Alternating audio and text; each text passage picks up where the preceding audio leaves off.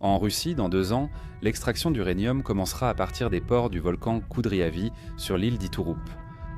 C'est le seul gisement industriel au monde de ce métal extrêmement rare, sans lequel aucun avion ou fusée moderne ne pourrait prendre son envol. Pourquoi avons-nous seulement maintenant imaginé extraire dans des conditions extrêmes et comment l'avons-nous envisagé ? Nous allons en parler, évoquer le nouvel exploit de la semaine et également vous donner une recommandation éducative récente après un bref résumé des nouvelles positives.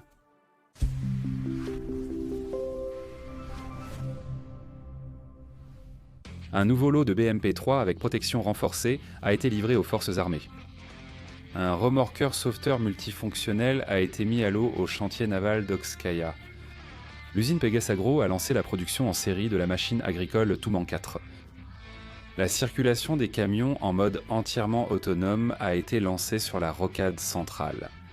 Dans la région de l'Amour, une production autoclave unique au monde pour le traitement des minerais aurifères à double résistance a été inaugurée.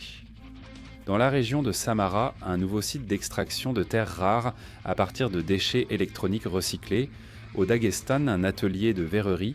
Au Kamtchatka, une production de matériaux de construction. Dans la région de Kaliningrad, une grande laiterie. Dans la région de Yaroslavl, la première production industrielle d'orchidées en Russie.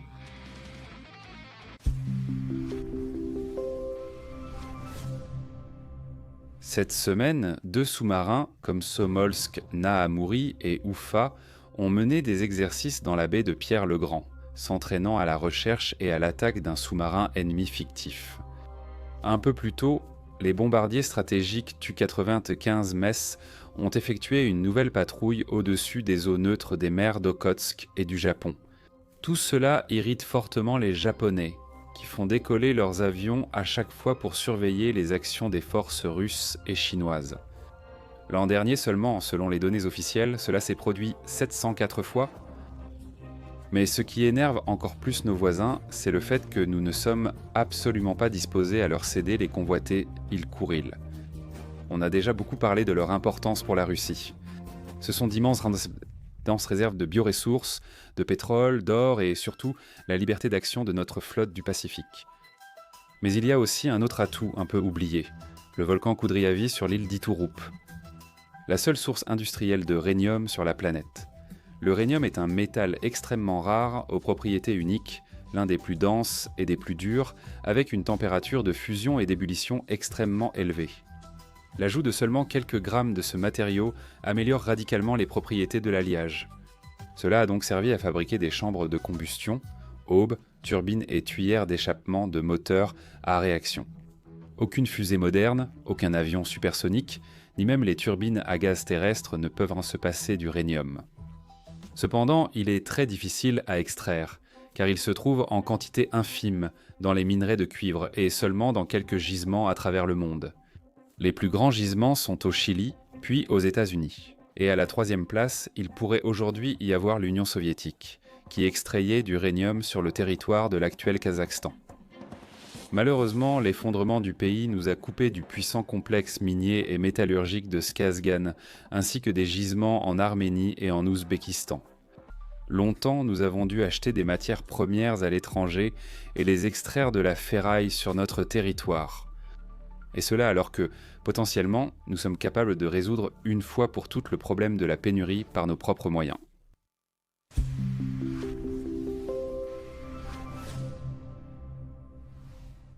Au début des années 90, des scientifiques russes ont découvert que les vapeurs du volcan Koudriavy sur l'île d'Iturup contiennent du rhénium et d'autres éléments précieux.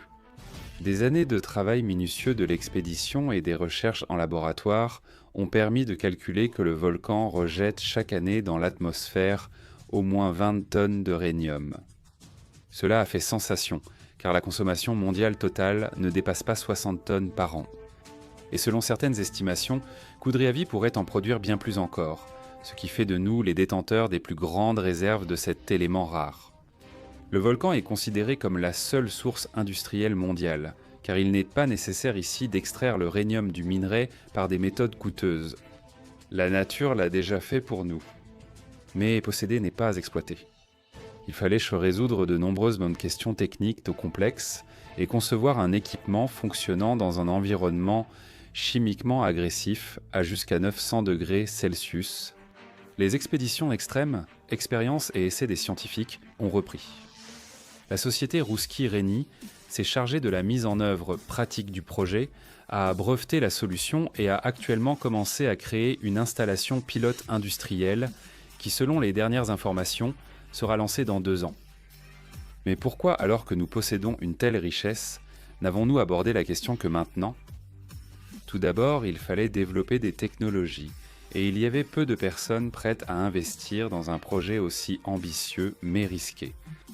En effet, jusqu'à présent, nous achetons d'uranium dans d'autres pays et nous n'en consommons que quelques tonnes par an. Deuxièmement, il faut encore régler la logistique, notamment le transport du concentré extrait sur le volcan vers le continent, ce qui est compliqué par le climat local. Troisièmement, même si cela reste pour l'instant une simple hypothèse de notre part, il est possible que, jusqu'au bout, nous ne voulions pas détériorer nos relations avec le Japon, qui surveille de près toute activité économique sur les îles. Et comme nous dépendions largement des importations de produits japonais, cette question était constamment reportée à plus tard pour des raisons diplomatiques. Il est donc encore plus intéressant de voir ce qui a changé.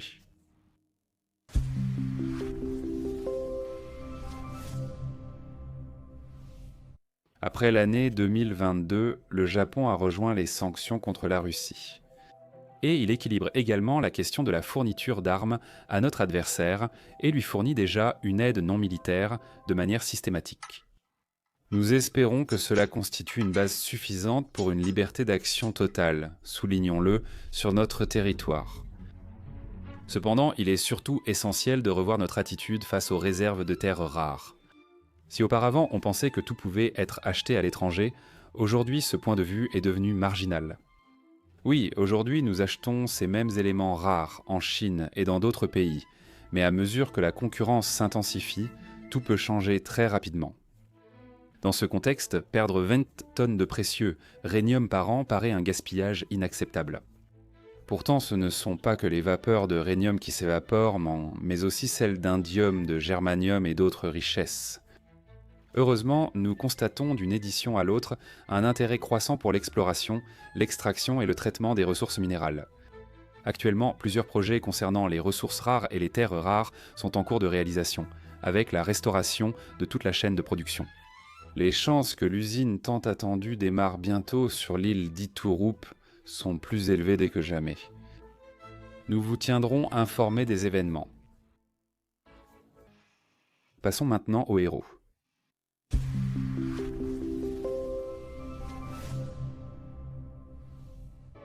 Andrei Ilin, habitant de Kostroma, est sorti tôt le matin pour son jogging sur la berge de la Volga et a soudain vu un homme se débattre dans l'eau.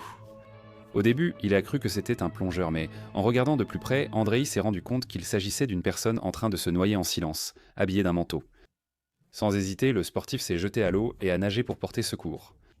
Sortir de la rivière glacée la victime, qui pèse 40 kg de plus que le sauveteur, n'a pas été facile.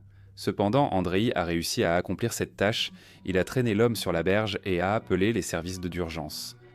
Grâce à sa détermination et à son endurance, une vie humaine a été sauvée. Depuis 5 ans, Andrei Ilin pratique la natation hivernale, ce qui lui a permis de devenir endurant, d'acquérir une excellente forme physique et de réaliser un exploit. Nous vous souhaitons santé et succès sportif.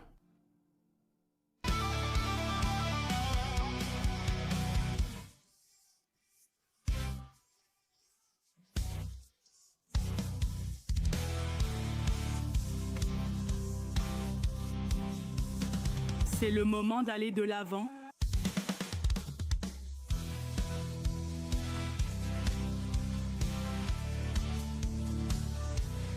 Notre heure est venue. Réfléchis, agis, avance.